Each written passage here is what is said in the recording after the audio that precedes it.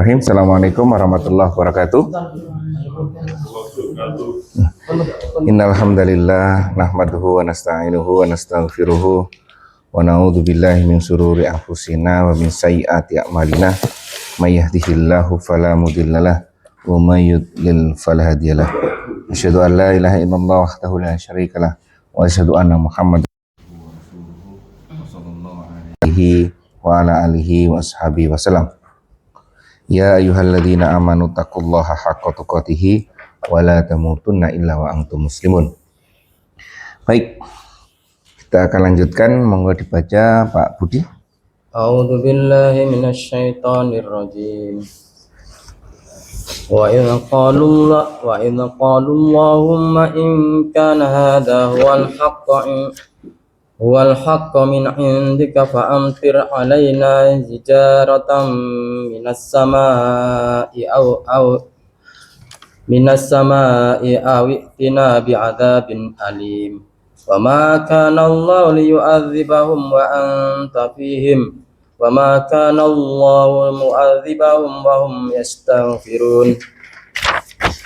Wa ma lahum alla yu'adzibahumullahu wa hum yasudduna 'anil masjidil harami wa ma kanu awliya'ah in awliya'uhu illal muttaquna walakinna aktsarahum la ya'lamun.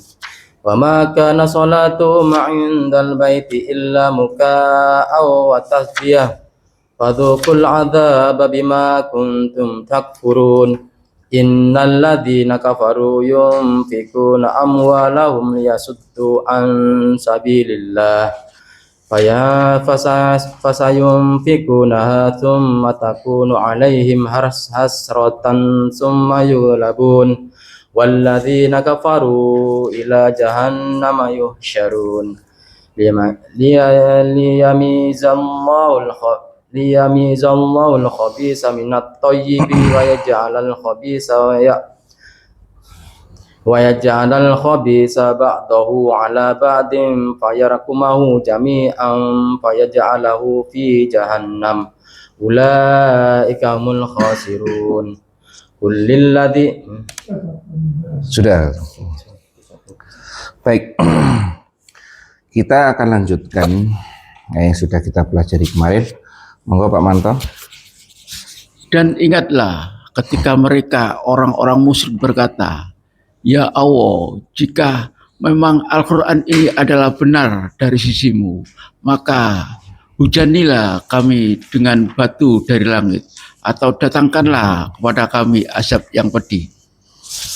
Baik, ini yang menarik ya. Setelah paling tidak ini ada ayat, sejak ayat 15, mulai ayat 15 sampai ayat 29, itu ada beberapa kali ya ayyuhalladzina amanu. Ya, ada 5 kali kalau nggak salah. Iya, Dika, berapa kali ya Dika? Ini yang Dika. Ya ayyuhalladzina amanunya 5 kali kalau nggak salah. Mulai dari ayat ini sampai ini. 27, 29, 15. Ada beberapa ya. Dan yang terakhir 27, 29 ini yang berbicara tentang ujian. Yang kemarin anak-anak, harta dan anak-anak. Dan ujian yang mungkin itulah ujian terberat bagi kita, ya kan?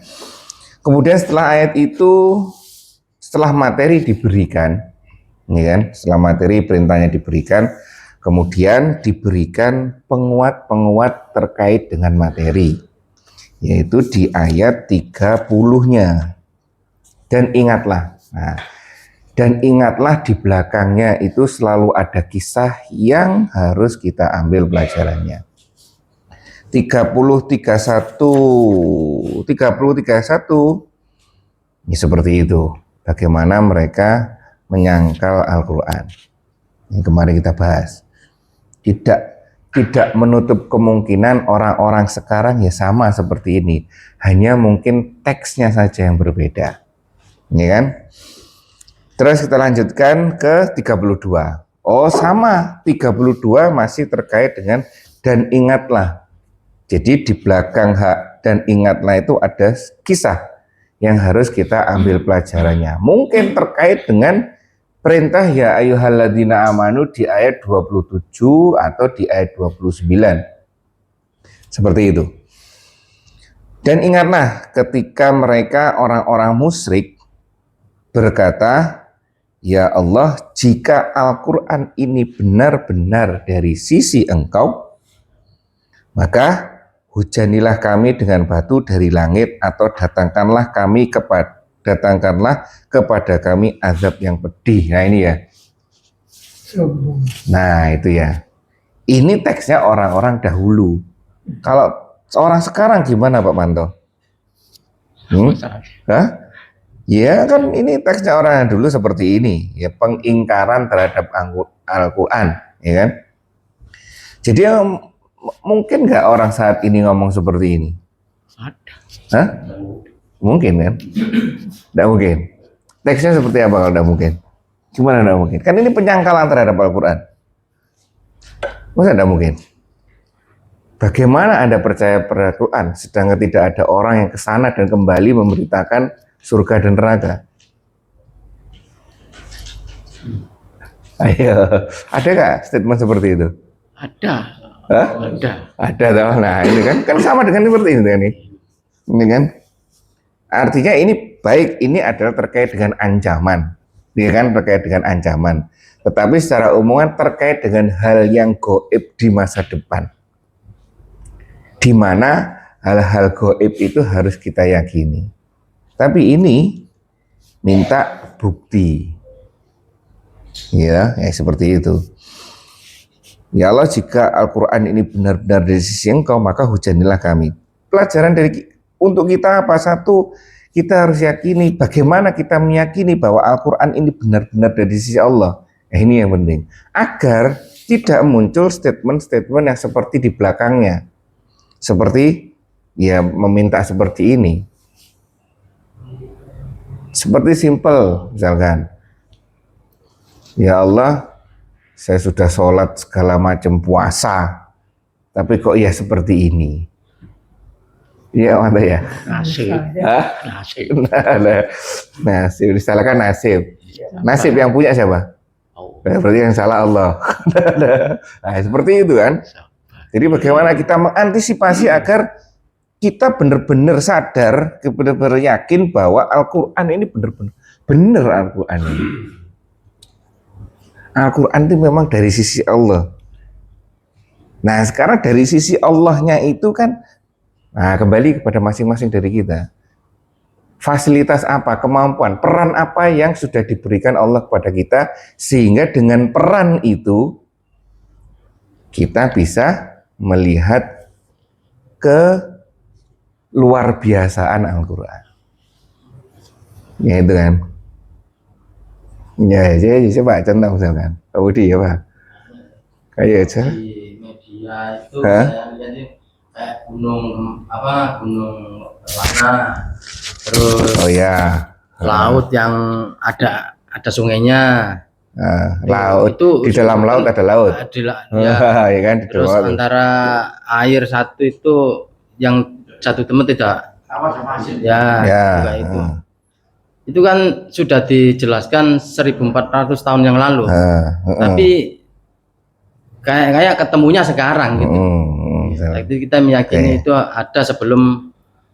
Kalau dari yang kecil, dari sisi, kan yang lebih kuat adalah dari sisi kita sendiri. Ya, pribadi lah. Gimana? Kalau saya sih melihatnya dari ya belajarnya dari alam. Dari diri kita sendiri aja. Yes, contohnya banyak sih. kayak apa ya? Kayak kadang kayak kita ngaca alis. Ini sama-sama rambut. Ini kok bisa panjang, ini kok enggak. Berarti ada yang ngatur. Nah, benar. Salah satunya itu, ya kan? Salah satunya itu. Benar, ya kan? Benar. Paman tuh ada. Banyak. Allah yang punya. Ya kan? Bilang ini kan. Hah? Itu perubahan Paman tuh apa?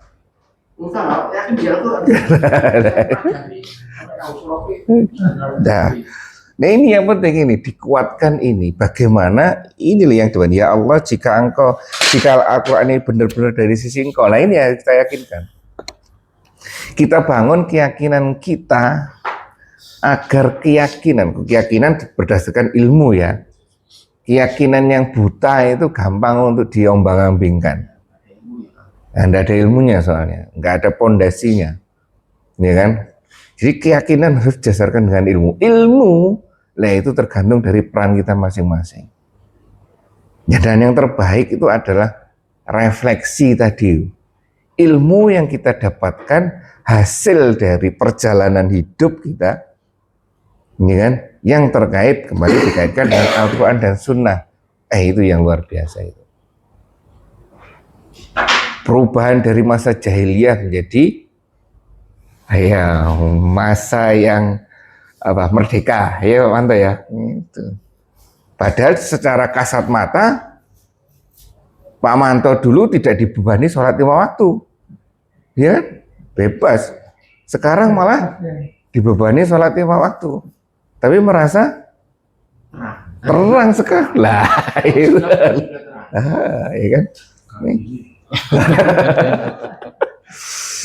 Gitu.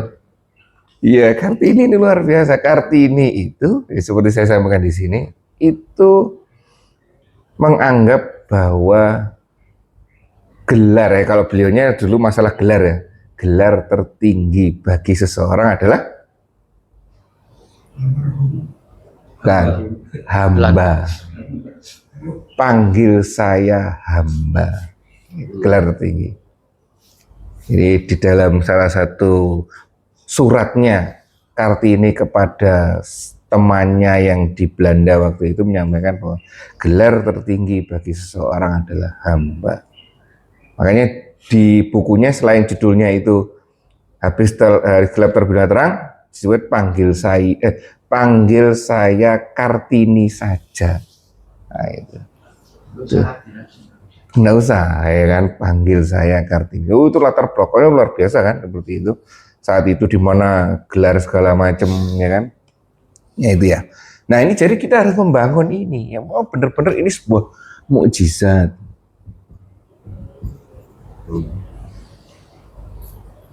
Dari sisi misalkan, dari sisi pendidikan Mas Wawan misalkan ini, ya dulu muridnya itu wablek ternyata sekarang jadi orang yang berhasil, ya kan? Atau dulu memang jadi yang dari macam-macam ini bisa menjadikan yang macam-macam juga. Ya seperti itu ya. Ya itulah. Jadi sisi mana yang bisa kita ambil sesuai dengan keilmuan kita hingga kita memandang Al-Quran ini benar-benar mukjizat. Seperti tadi Pak Budi menyampaikan 1400 tahun yang lalu Rasulullah sudah menyampaikan seperti ini, tapi baru dibahas sekarang. Ya kan? Seperti kemarin saya bilang, awan itu berat atau ringan? Selama ini kan kita tahunya awan itu ringan, ternyata berat.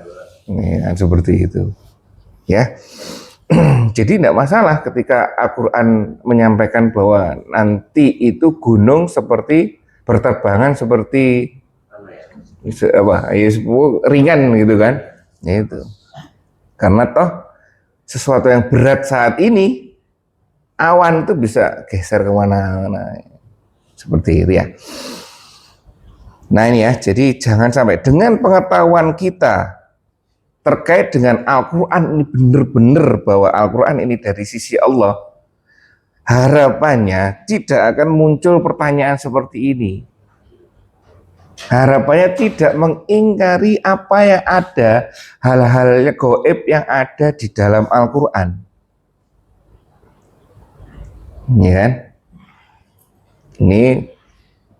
Dan ini saja tidak hanya terkait dengan lisan tapi juga tindakan. Kalau lebih dalam lagi misalkan ketika orang itu bermaksiat kepada Allah, pengetahuan tentang ini kan saat itu dia lupa bahwa sesuatu kemaksiatan atau kedzaliman pasti akan berdampak pada akhiratnya kan. Lah, ketika saat itu sedang menjalankan kemaksiatan atau sedang menjalankan kedoliman, berarti teori ini kan lupa. Sesuatu yang akan berdampak kan lupa. Kalau ingat, mungkin nggak melaksanakan kemaksiatan? Tidak mungkin kan? Gitu. Jadi sesuatu yaitu sesuatu, kalau di sini kan datangkanlah hujan dari sesuatu yang akan mengancam dia nantinya di akhirat itu lupa saat itu. Makanya disampaikan keimanan itu naik turun. Sehingga kita turun ya ini. Jadi ada yang menyampaikan ketika orang itu bermaksiat atau berbuat dolim, imannya itu sedang tidak ada. Hilang. Karena apa? Semua keyakinan, ilmu yang membentuk kesadaran dia bahwa dia adalah seorang hamba saat melakukan kemaksiatan dan saat melakukan kedoliman itu tidak ada.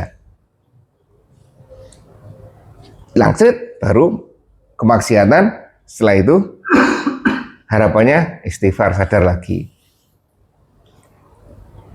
Ini apa mana? Ya seperti itu. Jadi dengan adanya seperti ini, ya kita harus terus menjaga kesadaran kita agar tidak sampai terjadi seperti ini. Orang yang melakukan kedoliman pasti orang yang melakukan kedoliman kan pasti sesuai dengan ayat ini. Kedoliman itu diancam kok dengan sesuatu yang negatif, dihukum sama Allah kan. Sama dengan ini, mana hukumannya tidak ada. Kan ini kan menyampaikan seperti itu kan. Mana hubungannya? Kalau memang benar Al-Quran itu benar, mana hukumannya tidak ada. Jadi ketika manusia itu sedang melaksanakan kemaksiatan dan melaksanakan kedoliman, ini sama dengan ini. Mana hukumannya itu tidak ada. Ya, seperti itu. Baik, ada yang sampaikan di sini. Dolim terhadap diri sendiri. Dolim itu adalah ketidakadilan kepada makhluk, termasuk dirinya sendiri, gitu. Dan luar biasanya kadang kita tidak pernah berterima kasih kepada diri kita sendiri.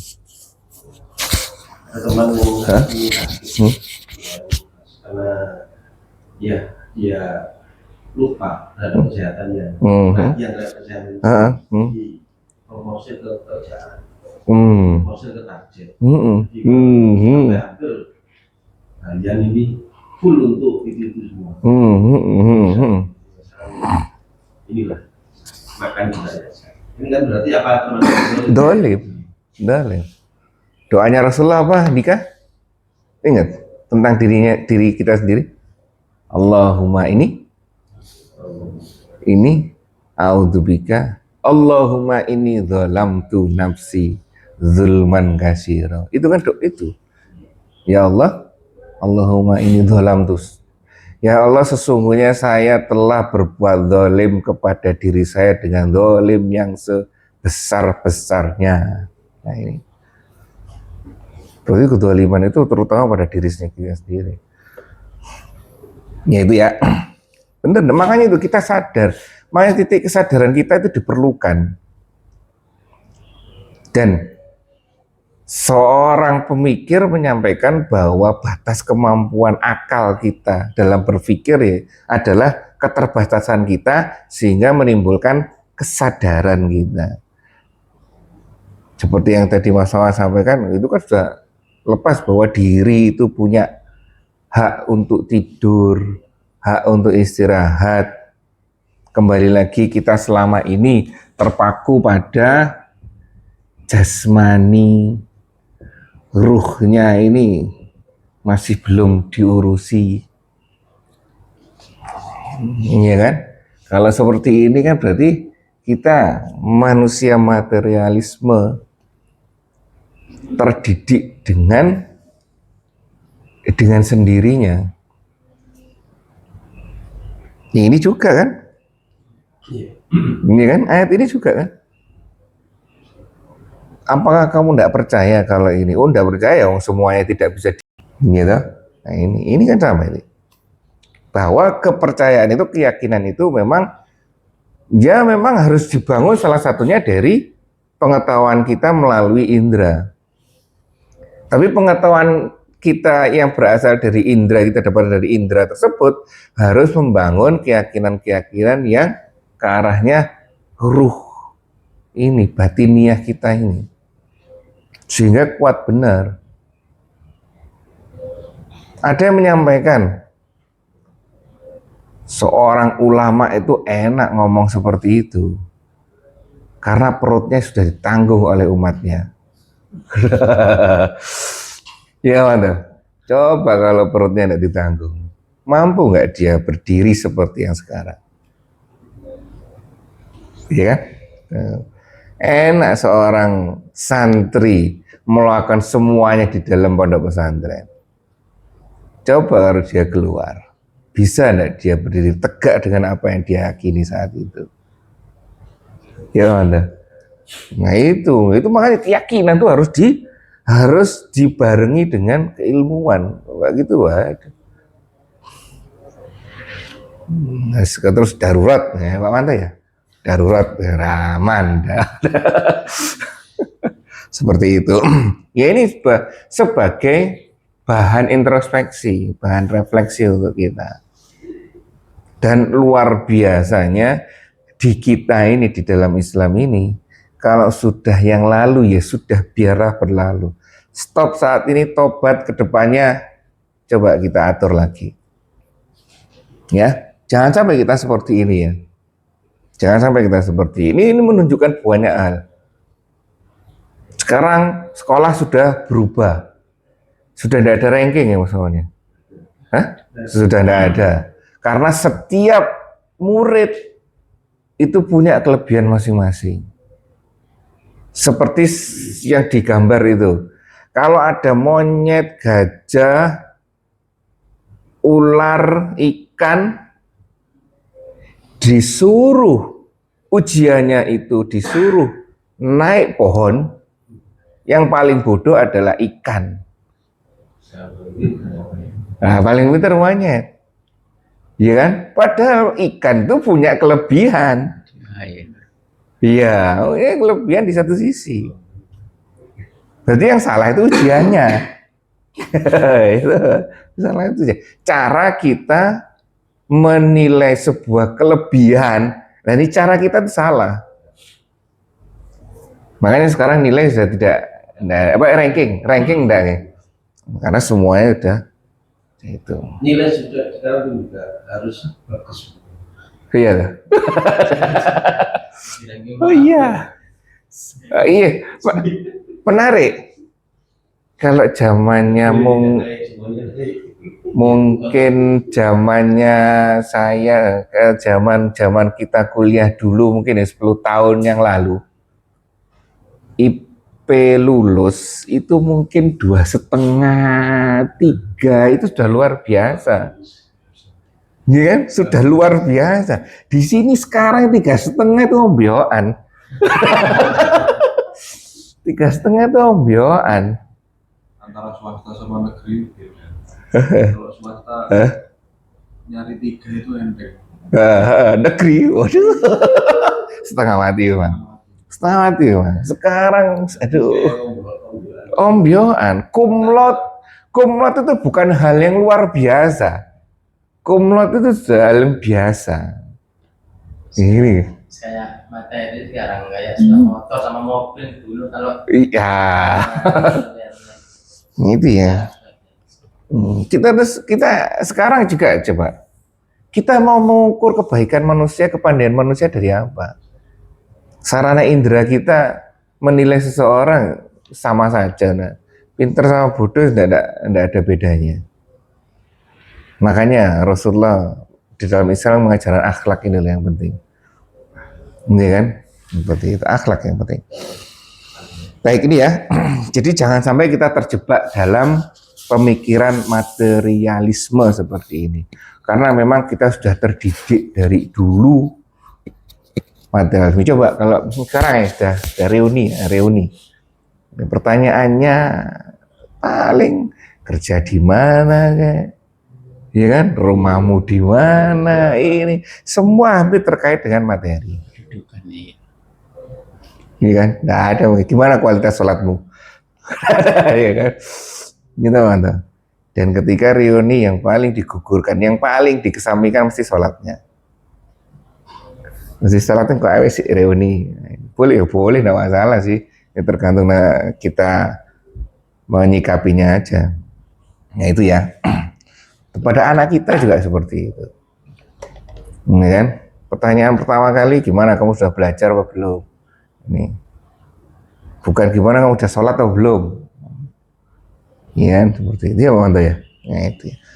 Baik, jadi ini harus berimbang antara ruh jasmani dan rohani. Terus yang kedua, bahwa keyakinan kita tentang Al-Quran, tentang kemujizatan Al-Quran ini harus dengan ilmu, tidak boleh hanya dengan keyakinan buta saja, ya kan? Cari ilmunya sesuai dengan kemampuan kita masing-masing dan itu pegang, ya. Baik, Hanum, gimana? Membuktikan kebenaran itu perlu proses. Mungkin kita nggak tahu manfaat menghindari riba, tapi setelah sekian lama, oh ternyata riba itu bisa mencegah inflasi misalnya. Terus kenapa poligami kok untuk lelaki, perempuan enggak? Nah, poligami untuk perempuan tuh boleh. Nah, nanti bapaknya siapa kan enggak jelas. Terus apa ya, kata Dr. Zakir Naik itu secara sains ilmu pengetahuan di Al-Quran ini sudah terbukti 80%. Kalau kita masih fokus ke yang 20% yang belum terbukti, ya, ya kemana nanti? Ya benar. Seperti itu ya Pak Manto ya. Luar biasa ini. Nah, saya tambahkan dikit. Bagaimana muncul seperti itu? Satu ya dialog. Dialog diawali dengan bertanya. Tanya.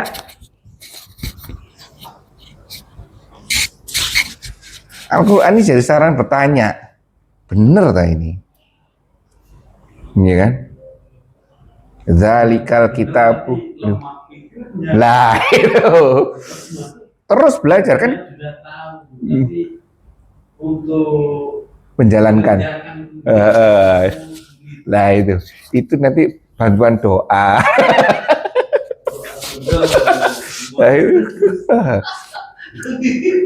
Jadi harus seperti ini bertanya. 1 jam saja sulit. Ya itu. Jadi bagaimana kita memahami zalikal kitabul la raiba fi ketika kita tidak tahu apa yang harus tidak kita ragukan. Ya, sama dengan Pak Mukim tadi.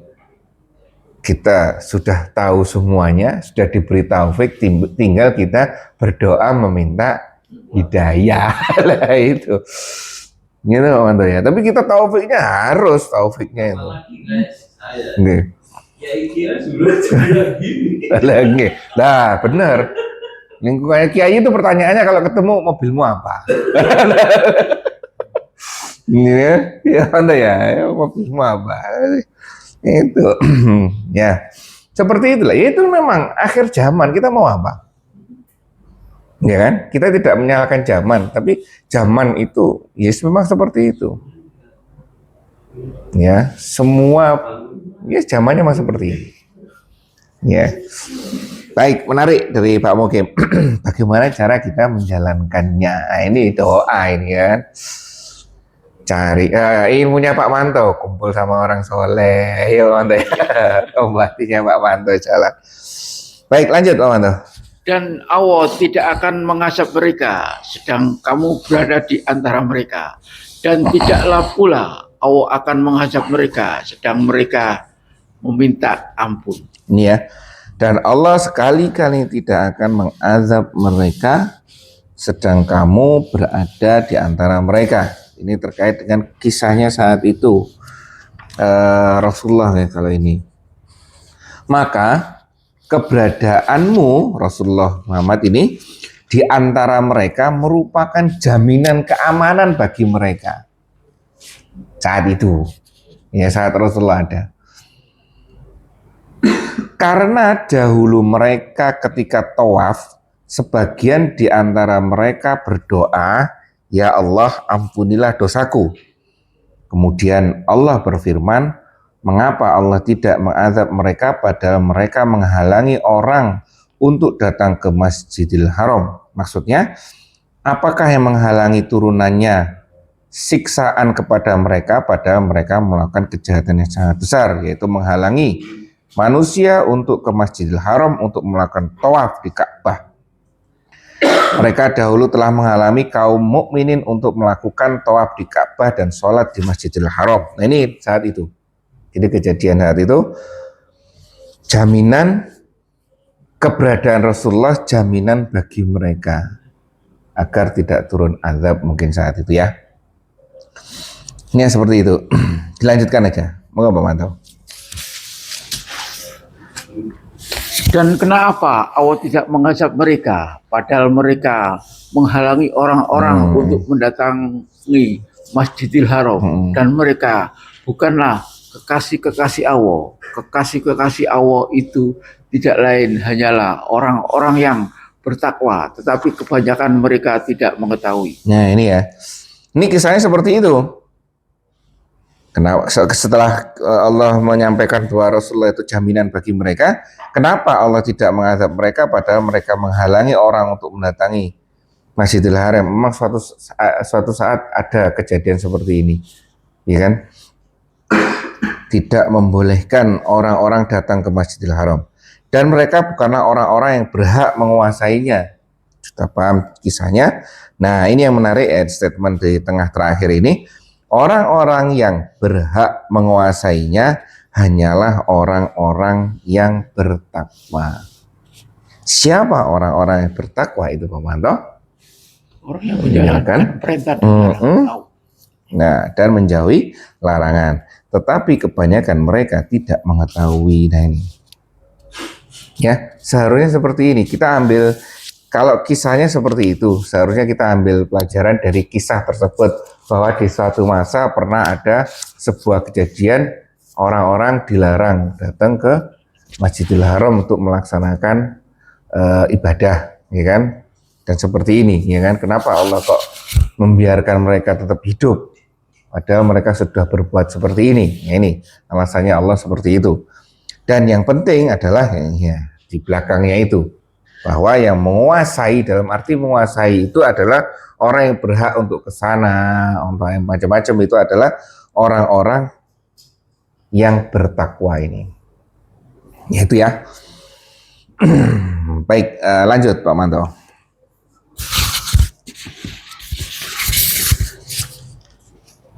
Sembahyang mereka di sekitar Baitullah itu tidak lain hanyalah siulan dan tepukan tangan, maka rasakanlah azab disebabkan kekafiran kalian itu. Wa makana sholatuhum. Di apa ibadah, aktivitas sholat ini kalau disebut sini atau sembayang. Jadi sini sebutkan sembayang. Jadi aktivitas ibadah yang diyakini oleh mereka sebagai sholat, sebagai ibadah. Tapi di sini tidak disebutkan sholat, tapi sembayang. Ya kan? Karena menurut Islam itu bukan ibadah, ya kan? Tapi menurut dia itu ibadah, orang-orang ini. Sembahyang mereka di sekitar Baitullah itu tidak lain hanyalah siulan dan tepuk tangan saja. Yaitu siulan itu adalah suara yang tidak menghasilkan apa-apa di individunya, ya kan? Tepuk tangan dan siulan itu aktivitas yang tidak berdampak apa-apa. Maka rasakanlah azab disebabkan kekafiran itu. Ya, ini yang penting adalah kalimat yang awal ini, bahwa aktivitas yang diyakini sebagai ibadah saat itu ternyata hanya sebuah aktivitas yang tidak berdampak apa-apa. Hanya sekedar ya apa sesuatu yang tidak berguna. Dicoba sekarang misalkan gini. Yes, ikut-ikutan. Kan ini kan enggak ada ilmunya tuh. Ikut-ikutan, sana ikut ke sana, kemari ikut kemari. Ya kan? Ya, kondisinya juga seperti itu sekarang. Apakah orang yang sedang tawaf saat ini, sedang haji atau sedang umrah itu tahu aktivitas ibadah yang sedang dilakukan ini, ngerti nggak? Sedangkan pengalaman saya ketika mendampingi jamaah haji itu, ya terutama orang sepuh deh. Orang sepuh itu kita tanya, Pak Haji, iya. Gimana jenengan tahu enggak ketika harus ini? Karena saat itu diajak tawaf, enggak mau. Saya di kamar aja katanya. Loh, kok saya di kamar aja? Loh ini tawaf, ayo kita ikut, wajib ini hukumnya. Saya itu enggak ngerti apa-apa. Saya ini yang berangkatkan anak saya. Lah, ya kan? Pokoknya saya ikut aja. Itu monggo sakniki ayo tawaf. Mboten. Kula teng kamar mawon. Nah itu repot. Nah itu. Ini yang jadi kan ya Allah gimana ini ya kan? Iya kan ini.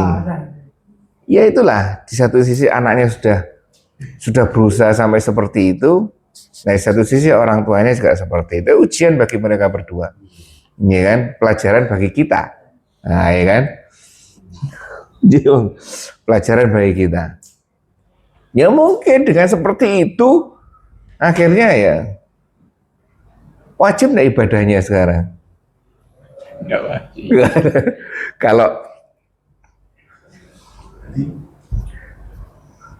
mau pulang? Ganti baju dulu, Pak. Oh, ganti baju dulu.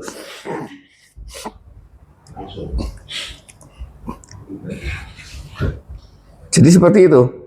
Ya, kondisinya seperti itu. Nah, gimana? Sedangkan kita yakini kan ibadah kalau tidak ada ilmunya kan juga iya, iya kan. Gimana kata kita melakukan kalau tidak ada ilmunya ya?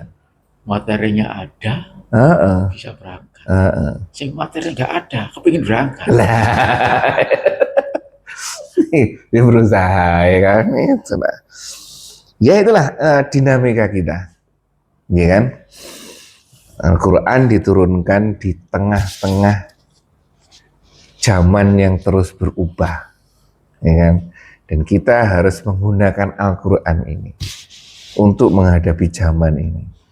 Kalau tidak kita baca, kita dialog, kita bertanya dengan Al-Quran, bagaimana caranya kita tahu ilmunya untuk menghadapi dunia ini?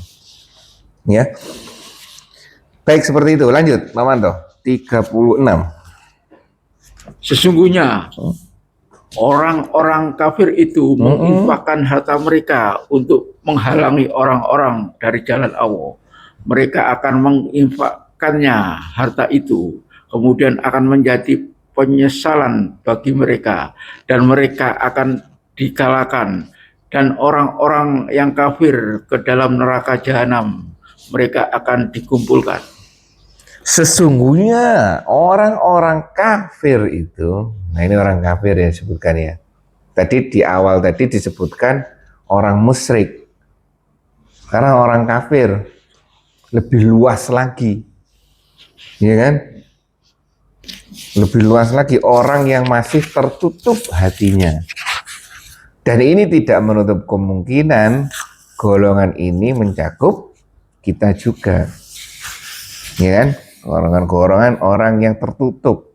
Seperti tadi, kita masih ragu-ragu dengan hal-hal gaib yang sudah dijanjikan oleh Allah. Kalau tidak sekolah negeri ini bahaya ini anak saya ini. Ya kan? Sudah ada masuk ke saya lagi itu surat itu. Oh, yang lagi saya ini. Aduh, ya Allah, gimana ini kan? Enggak. Apakah di sini ada partai datang orang minta ada miskin gitu? Ada. Masa belum ada yang bilang ada, iya kan? Nah itu tantangannya itu. Tanda tangan tapi istighfar terus ini. Ya kan, tanda tangan istighfar terus ya. Seperti itu. Ada saya masuk ini satu lagi ini untuk kuliah. Iya wes. Udah miskin ya. Hah? Dan langsung bilang Ada aja pokoknya. Nah ini ya, jadi kita itu di situ ada Allah itu punya rencana, ya kan? Terus sudah ketemu Pak Manto, khusus untuk orang miskin. Kemarin melon apa LPG sudah nemu. lu tiap hari pakai itu. Bos. Bukan 3 kilo, Bos. Lah iya. Kan itu tulisannya Pak Manto kemarin ngomong bahwa itu dilarang udah. Kalau kita merasa miskin boleh pakai itu. Kalau kita merasa cukup enggak miskin, ya seharusnya enggak boleh. Di situ ada tulisannya. Apa Pak Manto? Khusus untuk miskin. Khusus anak miskin. Nah itu. Udah pakai yang itu dong, yang 3 kilo merah itu. 5 kilo merah. Yang berat. 12 kilo. 3 kilo merah itu susah. Ada tapi. Ada, cuman Susah. Ya 5 kilo berarti. 5 kilo. Karena memang harganya gapnya terlalu jauh. Iya. Jadi kalau yang mampu ya bisa. Nah itu. Nah itu Pak Manto. Pokoknya kita ya Allah, saya tidak mau nih jadi orang miskin. Minta sama Allah, kalau memang ya kan, nah ini boleh enggak seperti itu? Kalau memang engkau ingin saya menjalankan seperti ini, saya beli ini. Tapi saya berikan yang lebih juga. Iya. Gitu sama Allah mintanya, ya kan? Wah, Allah kan maha segalanya, ya kan? Loh iya, ini dapat BLT. Nah, seperti itulah. Ya, jadi kita harus berpikir seperti itu. Ya. Oh, ada nggak yang melon merah itu? Sebenarnya ada Tapi ya? susah. Susah ya? Cari di sini kalau saya pribadi nggak ada. Nggak ada ya? Di Pertamina sini, Pertamina nggak ada ya? Kalau Pertamina sini harus ke pom bensin. Depan itu? Ya ribut. Saya pernah beli Hah? perahu Depan ini? depan itu. Iya, kadang coba itu kan? Ha? Itu ya harus nunggu kan. Job desk utama petugasnya itu kan ngisi. Mas Oh, ngisi sebentar ya Pak. Jadi orang agak susah. Jadi kita ke depo depan tikungan ini. oh iya iya. Nah itu langsungnya kalau 3 kilo kan udah. Nah di situ yang nyediain cuma yang 5 kilo. Oh 5 kilo, iya yang merah itu. Nah, itu. Oh udah ada Pak Manto, deket Pak Manto. Nih, minta sama Allah. Doanya Nabi Sulaiman itu apa? Ingat tuh Pak Manto? Lah iya doanya gimana? 3 itu. Lah, ingat kenapa? Kalau sogi aku aja sogi. Lah, Nabi Sulaiman aja doanya seperti itu kok. Masa untuk apa LPG 5 kilo aja Allah nggak ngabulkan. Positive thinking sama Allah seperti itu. Nah itu kan harus diterapkan dong. Hadisnya kan seperti itu. Walaupun hanya sekedar tali sepatumu lepas, tali sendalmu minta sama Allah. Artinya kan bukan tali sepatu lepas, hal sepele sekali itu minta sama Allah. Tapi di garden itu 90% pakai yang luar. Lah itu. Di kaki itu. Karena ini juga sih. Karena harga gapnya terlalu jauh. Hmm. Kalau yang melon itu kan 23 sampai 27 Melon yang biasa ini. kilo. Oh, Ya. jadi. Sedangkan yang 5,5 Subsidi itu ya? Iya. Nah, yang melon hijau. Sedangkan yang apa namanya merah, Merah. itu sekitar 110 sampai 120. Banyak memang ya. Yang Ya seperti sejauh itu. yang sama 3 kilonya. Enggak. Oh, yang 5 kilo. 5 kilo karena memang untuk yang 3 kilo itu saya pribadi nggak pernah nemu di sini kecuali di depan. Oh ya dia anu. 27 kalau di sini 19. Apanya? Yang melon hijau Hijau. itu 19, Oh, ya. sana 27 ya. Ya range-nya seperti Oh. itu. Selisih 4 Jadi memang kejauhan gitu. Iya. Pak. Iya, iya. Itu. Tapi ya seperti itu. Kalau kita mampu menjalankan seperti itu, wah ini urusan materi ini gampang ini sama Allah ini. Itu ya. Wis, tak bayar lebih aku wong sugih. Gila. Masih pusing Tapi nanti mau BLT. Ya, itu mindset dari kita harus kita ubah, ya. Berusaha dari mana? Berusaha dari sekecil mungkin, ya kan? Harus kita ubah. Nih, cara orang kafir itu menafkahkan harta mereka untuk menghalangi orang dari jalan Allah. Ini konteksnya memang seperti itu, ya kan? Mereka akan menafkahkan harta itu kemudian menjadi, nah, karena sudah menggunakan sesuatu yang tidak sesuai dengan yang punya, petunjuk yang punya harta ini, Makanya harta itu menjadi beban bagi mereka dan mereka akan dikalahkan. Dan ke dalam neraka jahanamlah orang-orang kafir itu dikumpulkan. Terkait dengan harta juga, berarti kita harus tahu bagaimana cara menggunakan harta tersebut. Ya memang harus bertahap. Apa yang kita yakini di sini memang harus bertahap. Ya kan? Pasti enak, itu sih enak sih, sudah diberi semuanya. Ya bagaimana ngomongnya enak. Ya ini yang masih bingung ini, susah untuk LPG yang 5 kilo merah ya Pak Manto. Apalagi belum ngomong sama istri. Waduh, alah repot Pak Manto ya. Ya. Nah, ini udah. Itu nangis saja kepada Allah, ya Allah ampuni saya. Itu sudah selesai. Ya kan? Nah, kembali seperti ini kan hanya masalah materi, ya kan? Jadi usahakan kita jangan sampai masuk dalam golongan orang-orang kafir ini. Orang yang tertutup, hatinya masih tertutup dalam menjalankan ketaatan kepada Allah. Salah satu contoh dicontohkan di sini adalah penggunaan harta yang tidak tepat, yang tidak sesuai dengan aturan yang seharusnya dilakukan. Ya, ini. Ya bertahap, bagi kita. Mari kita jadikan buat 1001 alasan untuk menjadi baik. Nanti Pak Manto cari ini sama istri nanti. Berbohong tapi demi kebaikan. Udah boleh. Udah boleh. Ini Dek sekarang berubah. Dari LPG yang melon yang jadi 5 kilo merah sekarang.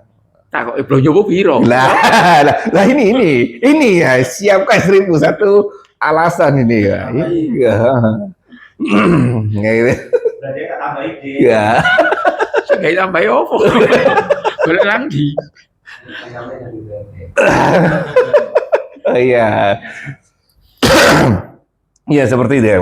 Mindset harus diubah terus. 1001 masalah alasan untuk menjadi baik. Kalau enggak ini ya seperti ini, enggak seperti ini. Allah pasti akan jadi jalan itu. Ya, Allah pasti akan memberikan jalan masuk kita. Termasuk berprasangka juga ya. Loh iya ini. Bagi kepada seseorang yang beriman. Kalau kita lihat orang itu buruk, carilah alasan agar kita iya benar. Paling gampang kita Al-Quran ini loh. Fir'aun aja ngaku Tuhan aja dikirim 2 nabi agar Fir'aun itu kembali. Kita ini tidak ngaku Tuhan, masih ingat sama Tuhan, masa tidak dibantu sama Tuhan?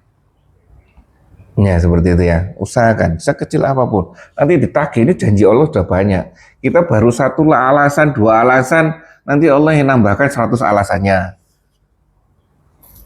Ya kan, untuk jadi baik. Seperti itu ya. Nah ini, dan bahayanya ketika itu kita terjebak menjadi orang-orang yang kafir, orang-orang yang menutup diri terhadap ajaran apa yang harus kita lakukan, nanti kumpulnya di neraka. Terakhir Pak Manto. Supaya Allah memisahkan golongan buruk dari yang baik dan menjadikan golongan yang buruk itu sebagainya di atas sebagian yang lain. Lalu dia menumpukkannya semuanya dan memasukkannya ke dalam neraka jahanam. Mereka itulah orang-orang yang merugi.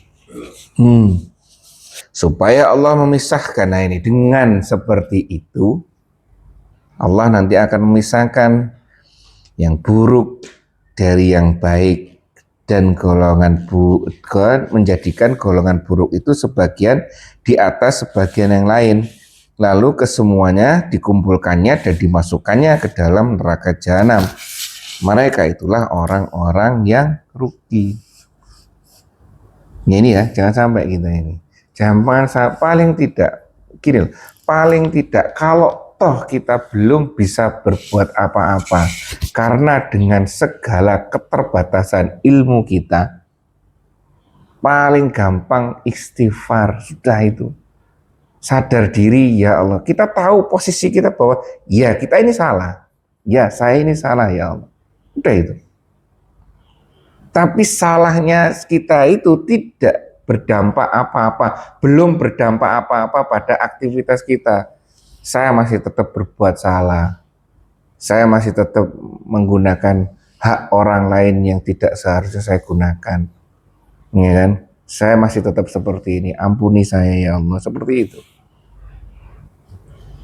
Jadi titik kesadaran, tidak mungkin kita akan, bukannya tidak mungkin, yang bisa menjalankan seluruh Al-Quran kan para utusan kan, di bawahnya itu tidak mungkin kan. Bahwa kita sadar diri, ya memang kita hanya sekedar mendekati, ya kan, sekedar mendekati, sedang mengikuti untuk mendekat.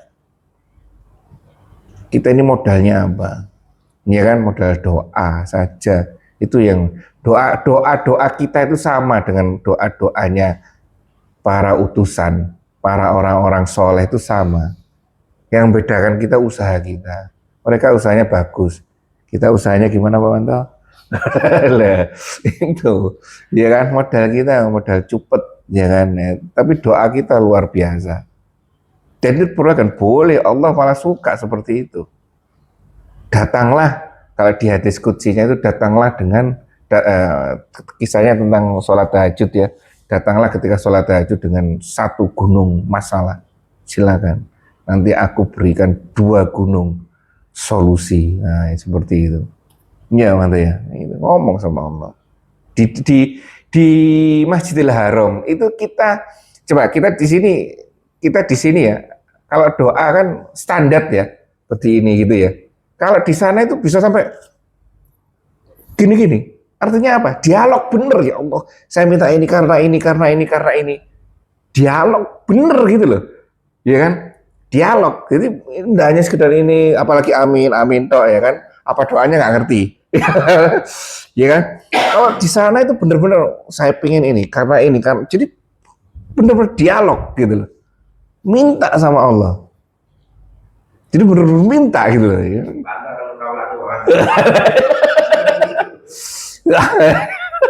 Berarti awal tidak konon. Tidak soalnya.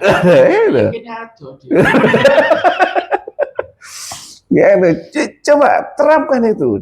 Dialog dengan bener-bener doa itu bener-bener kita itu mengarahkan semuanya. Doa itu berdoa. Seperti itu ya.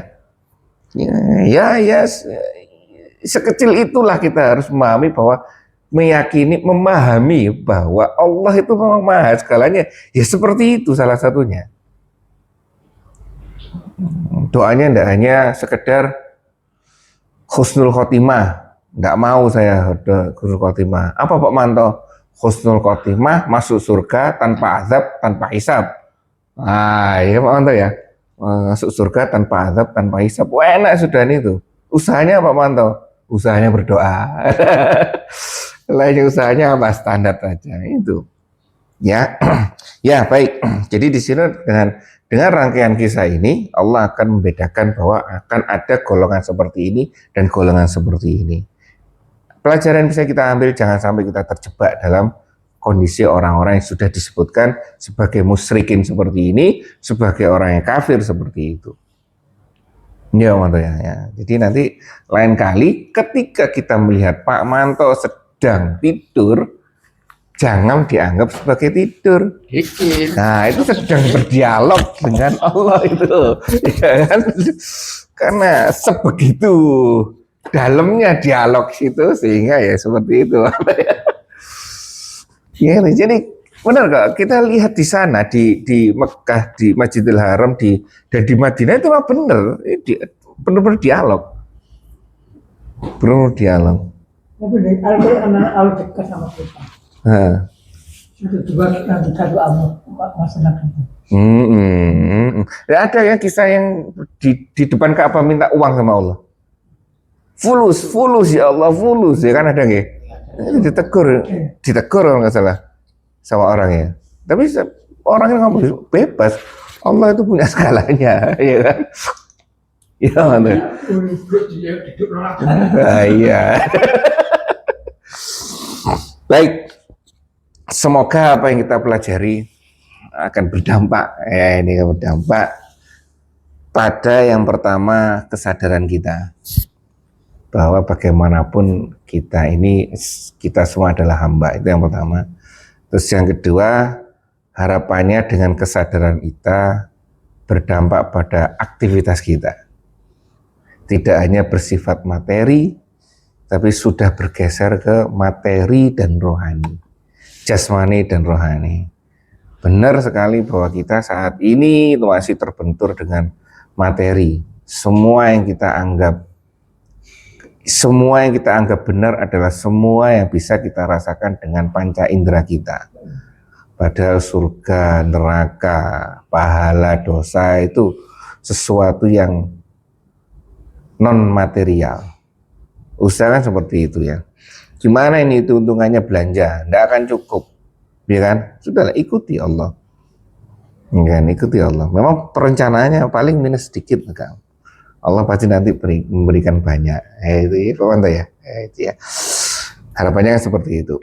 Baik, kurang lebihnya saya maaf. Kita tutup majelis kita ini dengan bacaan hamdalah dan doa penutup majelis. Alhamdulillahirabbil alamin. Subhanakallahumma bihamdika asyhadu an la ilaha illa anta astaghfiruka wa atubu ilaik. Assalamualaikum warahmatullahi wabarakatuh.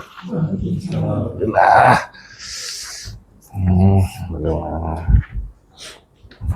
Loh, kok jangan pakaiannya gini terus? Nggak pakaian dinas? Komandan. Gitu. Nah, ini kan sama ini. Bahwa kepercayaan itu, keyakinan itu memang harus dibangun salah satunya dari pengetahuan kita melalui indera. Tapi pengetahuan kita yang berasal dari indera, kita dapat dari indera tersebut harus membangun keyakinan-keyakinan yang ke arahnya ruh ini, batiniah kita ini, sehingga kuat benar. Ada yang menyampaikan seorang ulama itu enak ngomong seperti itu karena perutnya sudah ditanggung oleh umatnya. Ya mana? Coba kalau perutnya tidak ditanggung, mampu nggak dia berdiri seperti yang sekarang? Iya kan? Enak seorang santri melakukan semuanya di dalam pondok pesantren. Coba kalau dia keluar, bisa enggak dia berdiri tegak dengan apa yang dia yakini saat itu? Ya Anda. Nah itu makanya keyakinan itu harus dibarengi dengan keilmuan. Begitu waduh. Nah, terus darurat ya Pak Mantai ya. Darurat aman. Seperti itu. Ya ini sebagai bahan introspeksi, bahan refleksi untuk kita. Dan luar biasanya di kita ini, di dalam Islam ini, kalau sudah yang lalu ya sudah biarlah berlalu. Stop saat ini, tobat, kedepannya coba kita atur lagi. Ya, jangan sampai kita seperti ini ya. Jangan sampai kita seperti ini menunjukkan banyak hal. Sekarang sekolah sudah berubah. Sudah tidak ada ranking ya maksudnya. Sudah tidak ada. Karena setiap murid itu punya kelebihan masing-masing.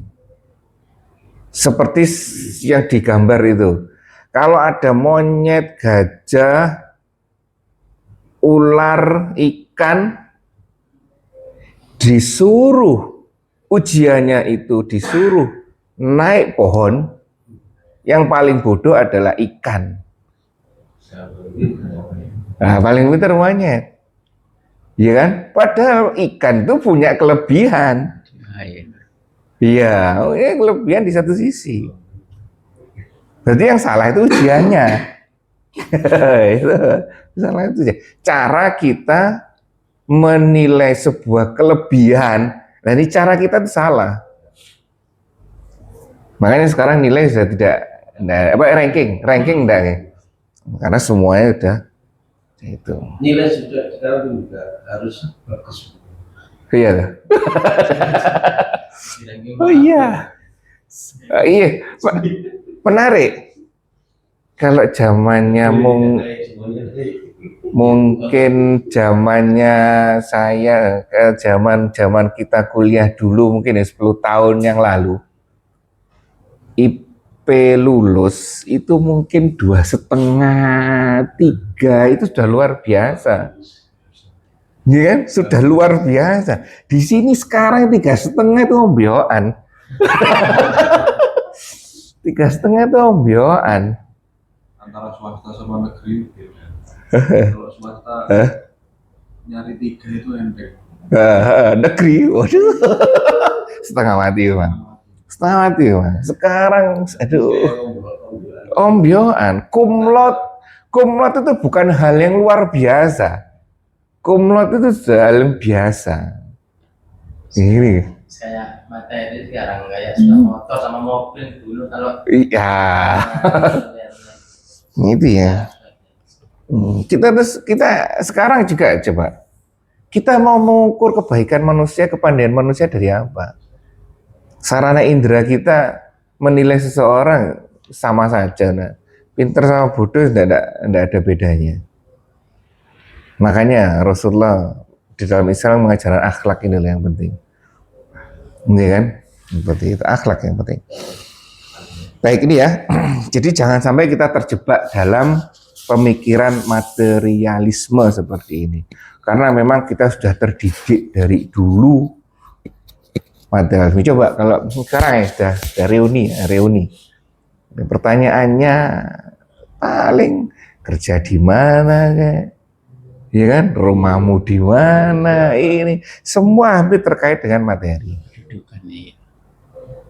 Iya kan? Nggak ada. Gimana kualitas sholatmu? Iya kan? Gitu mantap. Dan ketika reuni yang paling digugurkan, yang paling dikesampingkan mesti sholatnya. Mesti sholatnya kok awet sih reuni. Boleh, nggak masalah sih. Ya tergantung kita menyikapinya aja. Ya itu ya. Kepada anak kita juga seperti itu. Ini kan? Pertanyaan pertama kali, gimana kamu sudah belajar atau belum? Ini. Bukan gimana kamu sudah sholat atau belum? Ya, seperti itu ya Pak Manto ya. Nah, itu ya. Baik, jadi ini harus berimbang antara ruh jasmani dan rohani. Terus yang kedua, bahwa keyakinan kita dengan Al-Quran, tentang kemujizatan Al-Quran ini harus dengan ilmu, tidak boleh hanya dengan keyakinan buta saja, ya kan? Cari ilmunya sesuai dengan kemampuan kita masing-masing dan itu pegang, ya. Baik, gimana? Membuktikan kebenaran itu perlu proses. Mungkin kita nggak tahu manfaat menghindari riba, tapi setelah sekian lama, oh ternyata riba itu bisa mencegah inflasi misalnya. Terus kenapa poligami kok untuk lelaki, perempuan enggak? Nah, misalnya poligami untuk perempuan tuh boleh, nah, nanti bapaknya siapa kan enggak jelas. Terus apa ya, kata Dr. Zakir Naik itu, secara sains ilmu pengetahuan di Al-Quran ini sudah terbukti 80%. Kalau kita masih fokus ke yang 20% yang belum terbukti, ya, ya kemana nanti? Ya benar. Seperti itu ya Pak Manto ya. Luar biasa ini. Nah, saya tambahkan dikit. Bagaimana muncul seperti itu? Satu ya dialog. Dialog diawali dengan bertanya. Tanya.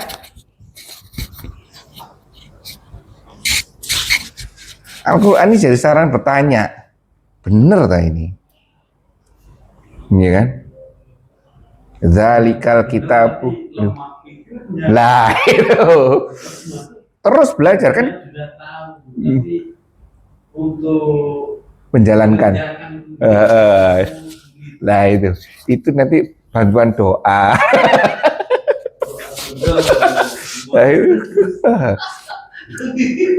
Jadi harus seperti ini bertanya. Satu jam saja sulit. Ya itu. Jadi bagaimana kita memahami zalikal kitabul la raiba fi ketika kita tidak tahu apa yang harus tidak kita ragukan. Ya, sama dengan Pak Mukim tadi. Kita sudah tahu semuanya, sudah diberi taufik, tinggal kita berdoa meminta hidayah. Lah itu. Gitu ya. Tapi kita taufiknya harus taufiknya itu. Nggih. Lah benar. Lingkungan kiai itu pertanyaannya kalau ketemu mobilmu apa? Ya, Anda ya, mobilmu apa? Itu ya. Seperti itulah. Ya, itu memang akhir zaman, kita mau apa? Ya kan? Kita tidak menyalahkan zaman, tapi zaman itu yes memang seperti itu. Ya, semua ya zamannya memang seperti ini. Ya. Baik, menarik dari Pak Mukim. Bagaimana cara kita menjalankannya? Nah, ini doa ini kan. Cari ilmunya Pak Manto, kumpul sama orang soleh. Ayo Manto ya. Ombatinya Pak Manto jalan. Baik, lanjut Pak Manto. Dan Allah tidak akan mengasap mereka, sedang kamu berada di antara mereka. Dan tidaklah pula Allah akan menghazab mereka, sedang mereka meminta ampun. Ini ya. Dan Allah sekali-kali tidak akan mengazab mereka sedang kamu berada di antara mereka. Ini terkait dengan kisahnya saat itu Rasulullah ya kalau ini. Maka keberadaanmu Rasulullah Muhammad ini di antara mereka merupakan jaminan keamanan bagi mereka. Saat itu, ya saat Rasulullah ada. Karena dahulu mereka ketika tawaf, sebagian di antara mereka berdoa, ya Allah ampunilah dosaku. Kemudian Allah berfirman, mengapa Allah tidak mengazab mereka padahal mereka menghalangi orang untuk datang ke Masjidil Haram. Maksudnya, apakah yang menghalangi turunannya siksaan kepada mereka padahal mereka melakukan kejahatan yang sangat besar, yaitu menghalangi manusia untuk ke Masjidil Haram untuk melakukan tawaf di Ka'bah. Mereka dahulu telah menghalangi kaum mukminin untuk melakukan tawaf di Ka'bah dan sholat di Masjidil Haram. Nah ini saat itu. Jadi kejadian saat itu jaminan keberadaan Rasulullah, jaminan bagi mereka agar tidak turun azab mungkin saat itu ya. Ini seperti itu. Dilanjutkan aja. Moga Pak Manto.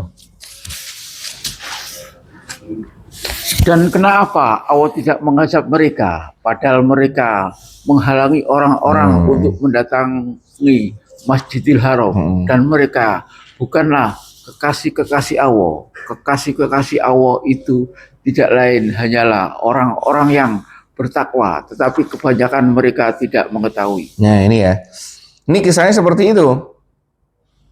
Kenapa setelah Allah menyampaikan bahwa Rasulullah itu jaminan bagi mereka, kenapa Allah tidak mengazab mereka padahal mereka menghalangi orang untuk mendatangi Masjidil Haram? Memang suatu saat ada kejadian seperti ini, ya kan?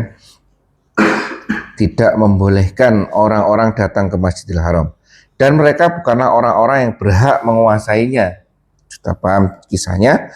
Nah ini yang menarik statement di tengah terakhir ini. Orang-orang yang berhak menguasainya hanyalah orang-orang yang bertakwa. Siapa orang-orang yang bertakwa itu Pak Manto? Orang yang menjalankan perintah dan larangan. Nah, dan menjauhi larangan. Tetapi kebanyakan mereka tidak mengetahui. Nah ini.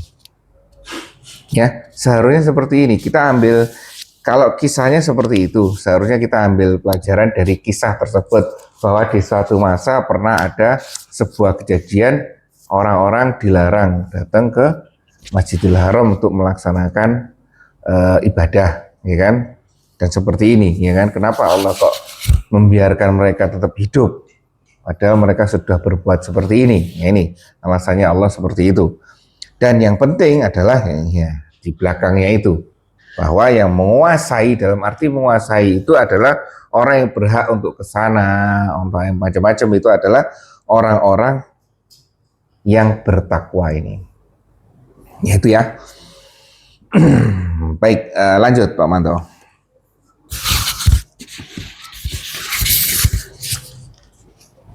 Sembahyang mereka di sekitar Baitullah itu tidak lain hanyalah siulan dan tepukan tangan, maka rasakanlah azab disebabkan kekafiran kalian itu. Wa makana sholatuhum. Di apa ibadah, aktivitas sholat ini kalau disebut sini atau sembahyang. Jadi sini sebutkan sembahyang. Jadi aktivitas ibadah yang diyakini oleh mereka sebagai sholat, sebagai ibadah, tapi di sini tidak disebutkan sholat tapi sembahyang, ya kan? Karena menurut Islam itu bukan ibadah, ya kan? Tapi menurut dia itu ibadah orang-orang ini. Sembahyang mereka di sekitar Baitullah itu tidak lain hanyalah siulan dan tepuk tangan saja. Yaitu siulan itu adalah suara yang tidak menghasilkan apa-apa di individunya, ya kan? Tepuk tangan dan siulan itu aktivitas yang tidak berdampak apa-apa. Maka rasakanlah azab disebabkan kekafiran itu. Ya, ini yang penting adalah kalimat yang awal ini, bahwa aktivitas yang diyakini sebagai ibadah saat itu ternyata hanya sebuah aktivitas yang tidak berdampak apa-apa. Hanya sekedar ya apa sesuatu yang tidak berguna. Dicoba sekarang misalkan gini.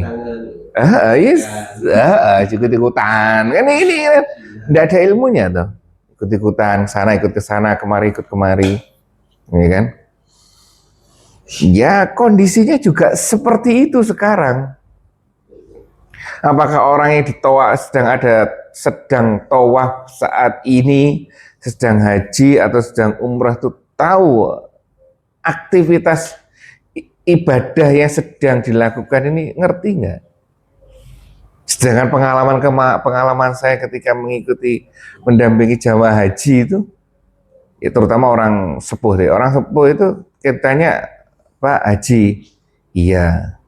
Gimana jenengan tahu enggak ketika harus ini? Karena saat itu diajak tawaf, enggak mau. Saya di kamar aja katanya. Loh, kok saya di kamar aja? Loh ini tawaf, ayo kita ikut, wajib ini hukumnya. Saya itu enggak ngerti apa-apa. Saya ini yang berangkatkan anak saya. Lah, ya kan? Pokoknya saya ikut aja. Itu monggo sakniki ayo tawaf, mboten. Kula teng kamar mawon. Nah itu repot. Nah itu. Ini yang jadikan ya Allah gimana ini ya kan? Iya kan ini. Ya itulah, di satu sisi anaknya sudah berusaha sampai seperti itu. Nah, di satu sisi orang tuanya juga seperti itu. Ujian bagi mereka berdua. Ya kan? Pelajaran bagi kita. Nah, ya kan? Pelajaran bagi kita. Ya mungkin dengan seperti itu akhirnya ya wajib nggak ibadahnya sekarang? Nggak wajib. Kalau mau pulang? Ganti baju dulu, Pak. Oh, ganti baju dulu.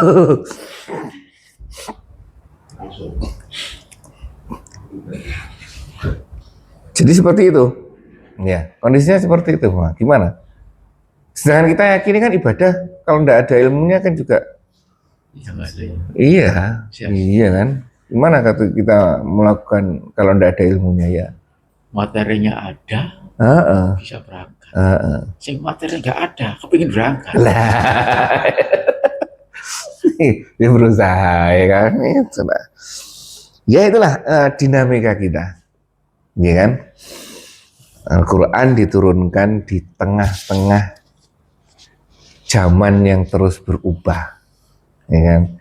Dan kita harus menggunakan Al-Quran ini. untuk menghadapi zaman ini. Kalau tidak kita baca, kita dialog, kita bertanya dengan Al-Quran, bagaimana caranya kita tahu ilmunya untuk menghadapi dunia ini? Ya, baik seperti itu. Lanjut, Pak Manto. 36. Sesungguhnya orang-orang kafir itu menginfakkan harta mereka untuk menghalangi orang-orang dari jalan Allah. Mereka akan menginfakkannya harta itu, kemudian akan menjadi penyesalan bagi mereka, dan mereka akan dikalahkan, dan orang-orang yang kafir ke dalam neraka jahanam, mereka akan dikumpulkan. Sesungguhnya orang-orang kafir itu, nah ini orang kafir ya disebutkan ya. Tadi di awal tadi disebutkan orang musyrik. Karena orang kafir lebih luas lagi, ya kan? Lebih luas lagi orang yang masih tertutup hatinya. Dan ini tidak menutup kemungkinan golongan ini mencakup kita juga, ya kan? Golongan-golongan orang yang tertutup. Seperti tadi, kita masih ragu-ragu dengan hal-hal gaib yang sudah dijanjikan oleh Allah. Kalau tidak sekolah negeri ini bahaya ini anak saya ini. Ya kan? Sudah ada masuk ke saya lagi itu surat itu. Oh, yang lagi saya ini. Aduh, ya Allah, gimana ini ya kan? Enggak. Apakah di sini ada partai datang orang minta ada miskin gitu? Ada. Masa mana ada yang bilang gitu? Ada, iya kan? Nah itu tantangannya itu. Tanda tangan tapi istighfar terus ini. Ya kan, tanda tangan istighfar terus ya. Seperti itu. Ada saya masuk ini satu lagi ini untuk kuliah. Iya wes. Miskin ya. Hah? Dan langsung bilang. Ada aja pokoknya. Nah ini ya. Jadi kita itu di situ ada. Allah itu punya rencana, ya kan? Terus sudah ketemu Pak Manto. Khusus untuk orang miskin. Kemarin melon apa? LPG. Sudah nemu. Lu tiap hari pakai itu. Bos. 3 kilo, Bos. Lah iya. Kan itu tulisannya Pak Manto kemarin ngomong bahwa itu dilarang udah. Kalau kita merasa miskin boleh pakai itu. Kalau kita merasa cukup enggak miskin, ya seharusnya enggak boleh. Di situ ada tulisannya apa Pak Manto? Khusus untuk miskin. Khusus anak miskin. Nah itu. Udah pakai yang itu doh, yang 3 kilo merah itu. 5 kilo merah. Yang berat. 12 kilo. 3 kilo merah itu susah. Ada tapi. Ada, cuman Susah. Ayo 5 kilo berarti. Karena memang harganya gapnya terlalu jauh. Iya. Kalau yang mampu ya bisa. Nah itu. Nah itu Pak Manto. Pokoknya kita ya Allah, saya tidak mau nih jadi orang miskin. Minta sama Allah, kalau memang ya kan, nah ini boleh enggak seperti itu. Kalau memang engkau ingin saya menjalankan seperti ini, saya beli ini. Tapi saya berikan yang lebih juga. Gitu sama Allah mintanya, ya kan? Allah kan maha segalanya, ya kan? Loh iya, ini dapat BLT. Nah, seperti itulah. Ya, jadi kita harus berpikir seperti itu. Ya. Oh ada nggak yang melon merah itu? Sebenarnya ada nih. Susah ya. Cari di sini kalau saya pribadi nggak ada. Nggak ada nih. Di Pertamina sini Pertamina nggak ada ya. Kalau Pertamina sini harus ke pom bensin. Depan itu. Ya ribut. Saya pernah beli dulu. Huh? Depan ini. Depan yang depan itu. Iya, kodong coba itu kan? Itu ya harus nunggu kan. Jobdesk utama petugasnya itu kan isi. Oh. Mas isi benar ya Pak. Jadi orang agak susah. Daripada kita ke depo depan tikungan ini. Oh iya iya. Nah itu maksudnya kalau 3 kilo kan udah. Nah di situ yang disediain cuma yang 5 kilo. Oh 5 kilo. Iya yang merah itu. Oh udah ada Pak Manto, ada ketua Manto. Nih, minta sama Allah. Doanya Nabi Sulaiman itu apa? Ingat Pak Manto? Lah iya doanya gimana? 3 itu. Lah, ingat. Kenapa? Kalau sogi aku aja sogi. Nabi Sulaiman aja doanya seperti itu kok. Masa untuk apa? LPG 5 kilo aja Allah tidak ngabulkan. Positive thinking sama Allah seperti itu. Nah itu kan harus diterapkan dong. Hadisnya kan seperti itu, walaupun hanya sekedar tali sepatumu lepas, tali sendalmu, minta sama Allah. Artinya kan bukan tali sepatu lepas, artinya hal sepele sekali itu minta sama Allah. Tapi di Garden itu 90% pakai yang Lah itu. di kaki Di kaki. karena ini juga sih, karena harga gapnya terlalu jauh. Kalau yang melon itu kan 23 sampai 27 Melon yang biasa ini. kilo, ya. Sedangkan yang 5,5 Subsidi ya? Iya. Yang melon hijau. Sedangkan yang apa namanya merah Merah. itu sekitar 110 sampai 120. Banyak memang ya. Yang Ya seperti sejauh itu. yang sama 3 kilonya. Enggak. Oh, yang 5 kilo. 5 kilo karena memang untuk yang 3 kilo itu saya pribadi nggak pernah nemu di sini kecuali di Jepang. Oh ya di anu. 27 kalau sini 19. Apanya? Yang melon hijau Hijau. itu 19, ya. sana 27 ya. Ya range-nya seperti itu. Selisih 4.000. Ya memang kejauhan gitu. Iya. Pak. Iya, iya. Itu. Tapi ya seperti itu. Kalau kita mampu menjalankan seperti itu, wah ini urusan materi, ini gampang ini sama Allah ini. Itu ya. Wis, tak bayar lebih aku wong sugih. Gila. Masih bagus itu. Tapi nanti mau BLT ya. Nah, itu mindset dari kita harus kita ubah, ya. Berusaha dari mana? Berusaha dari sekecil mungkin, ya kan? Harus kita ubah. Nih, cara orang kafir itu menafkahkan harta mereka untuk menghalangi orang dari jalan Allah. Ini konteksnya memang seperti itu, ya kan? Mereka akan menafkahkan harta itu kemudian menjadi, nah, karena sudah menggunakan sesuatu yang tidak sesuai dengan yang punya, petunjuk yang punya harta ini, makanya harta itu menjadi beban bagi mereka dan mereka akan dikalahkan, dan ke dalam neraka jahanamlah orang-orang kafir itu dikumpulkan. Terkait dengan harta juga berarti kita harus tahu bagaimana cara menggunakan harta tersebut. Ya, memang harus bertahap. Apa yang kita yakini di sini memang harus bertahap. Ya kan? Pasti enak. Itu sih enak sih, sudah diberi semuanya. Ya bagaimana ngomongnya enak.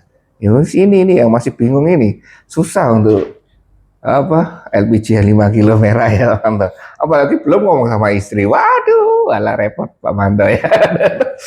Ya, nah ini yaudah, itu nangis saja kepada Allah, ya Allah ampuni saya, itu sudah selesai, ya kan? Nah kembali seperti ini kan hanya masalah materi, ya kan? Jadi usahakan kita jangan sampai masuk dalam golongan orang-orang kafir ini, orang yang tertutup. Hatinya masih tertutup dalam menjalankan ketaatan kepada Allah. Salah satu contoh dicontohkan di sini adalah penggunaan harta yang tidak tepat, yang tidak sesuai dengan aturan yang seharusnya dilakukan. Ya, itu. Ya bertahap, bagi kita. Mari kita jadikan buat 1001 alasan untuk menjadi baik. Nanti Pak Mantu cari ini sama istri nanti. Berbohong tapi demi kebaikan. Udah boleh. Udah boleh. Ini, Dek, sekarang berubah. Dari LPG yang melon yang jadi 5 kilo merah sekarang. Tak kok belum nyoba piro. Lah ini ya, siapkan 1001 alasan ini ya. Iya. Gitu. Berarti kan tambah ide. Ya. Saya tambah opo. Golek lagi. Iya. Iya seperti itu ya. Mindset harus diubah terus. 1001 masalah alasan untuk menjadi baik. Kalau enggak ini ya seperti ini, enggak seperti ini. Allah pasti akan jadi jalan itu. Ya, Allah pasti akan memberikan jalan. Masuk kita. Termasuk berprasangka juga ya. Loh iya ini. Adil kepada seseorang yang beriman. Kalau kita lihat orang itu buruk, carilah alasan agar kita Iya benar, tidak baik. benar. Paling gampang kita Al-Qur'an ini loh. Fir'aun aja ngaku Tuhan aja dikirim 2 nabi agar Fir'aun itu kembali. Kita ini tidak ngaku Tuhan, masih ingat sama Tuhan, masa tidak dibantu sama Tuhan? Ya seperti itu ya. Usahakan sekecil apapun. Nanti ditagih, ini janji Allah sudah banyak. Kita baru 1 alasan, 2 alasan, nanti Allah yang nambahkan 100 alasannya. Ya kan, untuk jadi baik. Seperti itu ya. Nah ini, dan bahayanya ketika itu kita terjebak menjadi orang-orang yang kafir, orang-orang yang menutup diri terhadap ajaran apa yang harus kita lakukan, nanti kumpulnya di neraka. Terakhir Pak Manto. Supaya Allah memisahkan golongan buruk dari yang baik dan menjadikan golongan yang buruk itu sebagainya di atas sebagian yang lain. Lalu dia menumpukkannya semuanya dan memasukkannya ke dalam neraka jahanam. Mereka itulah orang-orang yang merugi. Supaya Allah memisahkan, nah ini dengan seperti itu Allah nanti akan memisahkan yang buruk dari yang baik, dan golongan buruk menjadikan golongan buruk itu sebagian di atas sebagian yang lain, lalu kesemuanya dikumpulkannya dan dimasukkannya ke dalam neraka jahanam. Mereka itulah orang-orang yang rugi. Ya ini ya, jangan sampai kita ini. Jangan paling tidak, gini loh, paling tidak kalau toh kita belum bisa berbuat apa-apa karena dengan segala keterbatasan ilmu kita, paling gampang istighfar, sudah itu. Sadar diri, ya Allah, kita tahu posisi kita bahwa ya kita ini salah, ya saya ini salah ya Allah, udah itu. Tapi salahnya kita itu tidak berdampak apa-apa, belum berdampak apa-apa pada aktivitas kita. Saya masih tetap berbuat salah, saya masih tetap menggunakan hak orang lain yang tidak seharusnya saya gunakan, ya kan? Saya masih tetap seperti ini, ampuni saya ya Allah, seperti itu.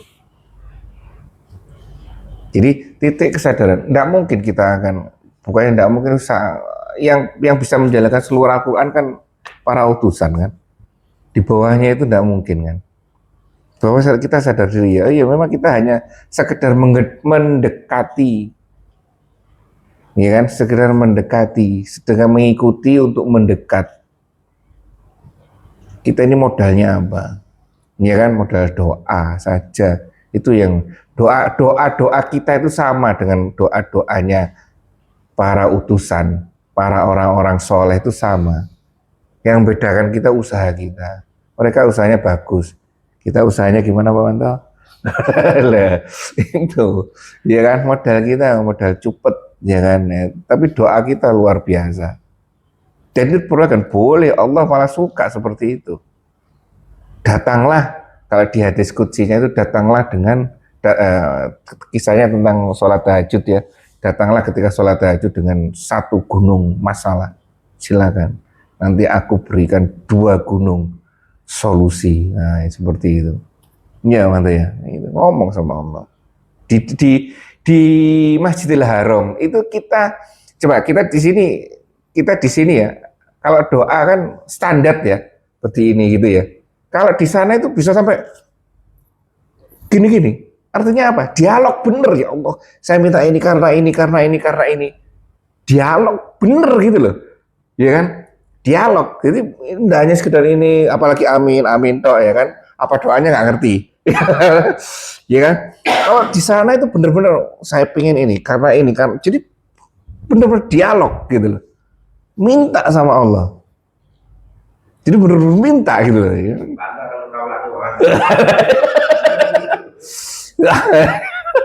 Berarti awal tidak konon. Tidak soalnya. Ini aja. Ya, coba terapkan itu. Dialog dengan bener-bener doa itu bener-bener kita itu mengerahkan semuanya, doa itu berdoa. Seperti itu ya. Ya, sekecil itulah kita harus memahami bahwa memahami bahwa Allah itu memang maha segalanya. Ya seperti itu salah satunya. Doanya tidak hanya sekedar husnul khotimah. Tidak mau saya husnul khotimah. Apa Pak Manto? Husnul khotimah, masuk surga tanpa azab, tanpa hisab. Ya Pak Manto ya. Masuk surga tanpa azab, tanpa hisab. Wah, enak sudah itu. Usahanya Pak Manto? Usahanya berdoa. Lainnya usahanya apa? Standar aja itu. Ya, ya baik. Jadi di sini dengan rangkaian kisah ini Allah akan membedakan bahwa akan ada golongan seperti ini dan golongan seperti ini. Pelajaran yang bisa kita ambil, jangan sampai kita terjebak dalam kondisi orang-orang yang sudah disebutkan sebagai musyrikin seperti ini, sebagai orang yang kafir seperti itu. Ya, ya. Jadi nanti lain kali ketika kita melihat Pak Manto sedang tidur, jangan dianggap sebagai tidur. Nah, itu sedang berdialog dengan Allah itu. Ya kan? Karena sebegitu dalamnya dialog itu sehingga ya seperti itu. Ya, jadi benar kok, kita lihat di sana di Mekah, di Masjidil Haram, dan di Madinah itu mah benar, benar-benar dialog, benar dialog. Tapi dari Al-Quran Allah dekat sama kita. Itu juga yang kita doa masyarakat. Ya, ada yang kisah yang di depan Ka'bah minta uang sama Allah. Fulus ya Allah, fulus ya kan ada nggak? Ditegur kalau nggak salah sama orangnya. Tapi orangnya ngomong bebas, Allah itu punya segalanya, ya kan? Ya mana? Iya. Baik, semoga apa yang kita pelajari akan berdampak. Ini akan berdampak pada yang pertama, kesadaran kita bahwa bagaimanapun kita semua adalah hamba, itu yang pertama. Terus yang kedua, harapannya dengan kesadaran kita berdampak pada aktivitas kita. Tidak hanya bersifat materi, tapi sudah bergeser ke materi dan rohani, jasmani dan rohani. Benar sekali bahwa kita saat ini masih terbentur dengan materi. Semua yang kita anggap benar adalah semua yang bisa kita rasakan dengan panca indera kita. Padahal surga, neraka, pahala, dosa itu sesuatu yang non material. Usahakan seperti itu ya. Gimana ini itu untungannya belanja? Tidak akan cukup, ya kan? Sudahlah, ikuti Allah. Kan, ikuti Allah. Memang perencanaannya paling minus sedikit, kan? Allah pasti nanti memberikan banyak. Itu ya. Itu ya. Harapannya seperti itu. Baik, kurang lebihnya saya maaf. Kita tutup majelis kita ini dengan bacaan hamdalah dan doa penutup majelis. Alhamdulillahirabbil alamin. Subhanakallahumma bihamdika asyhadu an la ilaha illa anta astaghfiruka wa atubu ilaik. Assalamualaikum warahmatullahi wabarakatuh. Alhamdulillah.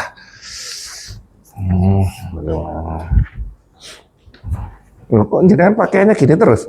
Nggak pakaian dinas?